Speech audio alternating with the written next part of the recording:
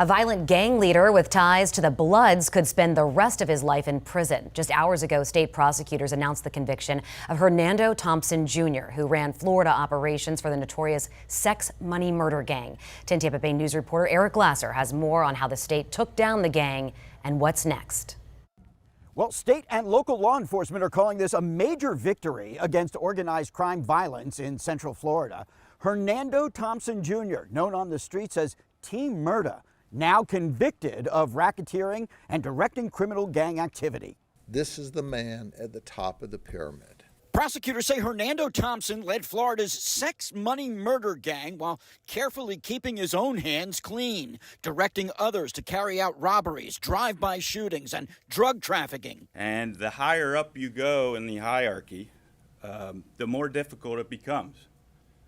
Defendants will oftentimes attempt to insulate themselves, which is exactly what happened here. Investigators relied heavily on nearly 5,000 wiretapped communications, leading to major seizures, cash, drugs, firearms, violence that included threats against children. He's looking at 5 lifetime sentences. Our prosecutors in court will be pushing to ensure that he does not have an opportunity to ever be released again. 12 other gang members have already been arrested, some already convicted, others still awaiting trial, and more arrests still to come. We ran through them like Sherman through Georgia, and we're on our way to run through another group of them right now. Prosecutors also expressed frustration with the judge who originally allowed Thompson to remain free on bond while he was awaiting trial.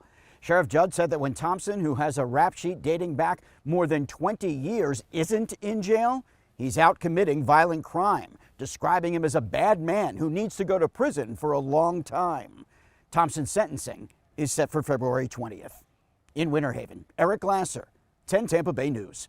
And Attorney General Uthmeier says they're working on legislation that would give judges tighter guidelines and less flexibility when it comes to granting bond to violent offenders.